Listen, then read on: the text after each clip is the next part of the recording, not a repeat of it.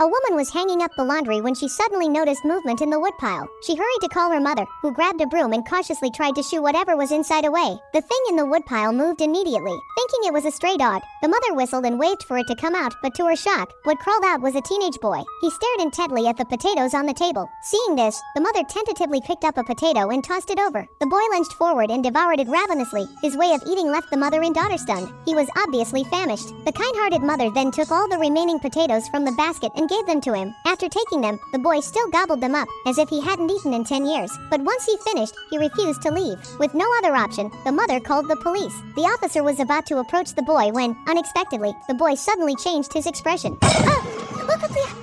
Oh, come to the... It was clear no one could communicate with him, and no one knew his identity. The police could do nothing but arrange for him to stay temporarily at the woman's house. Shuni, the protagonist, had recently moved with her family to a villa in the countryside to recuperate. She suffered from a severe lung illness. She never expected an unexpected guest to show up at home. Her mother named the boy Jishio. At mealtimes, Jishio would rush to the table without a word and eat with his hands. Such rude table manners made Shuni dislike him greatly. The next day, Shuni tried to find a book to read, but the box of books was too heavy for her to move. Just then, a figure approached slowly. Shuni spun around suddenly and was startled. It turned out to be the scruffy boy she disliked. She immediately warned him to leave, but Jishio paid no attention and came even closer. In a panic, Shuni grabbed Jishio's hair and screamed. The next moment, she froze. She realized he meant no harm. He only wanted to help move the box. This simple act made Shuni's opinion of Jishio change quietly. At that time, Zidi, a neighbor infatuated with Shuni, came to the door. When no one else was home, he tried to molest her. Fortunately, Jishio stepped in just in time. Seeing Jishio's ferocious gaze, Zidi knew he was not someone to mess with and had no choice but to leave.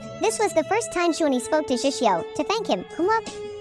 Shuni knew clearly that Jishio only had bad table manners. He was kind at heart, so she found a pet training encyclopedia and decided to try helping him break his bad habits. The next day, she started training Jishio using potatoes, teaching him how humans should eat. As soon as she handed him a potato, Jishio still couldn't help but stuff it into his mouth in one bite. The other kids nearby thought she was wasting her time, but Shuni didn't give up. She pulled out another potato, ready to try again, but the next second...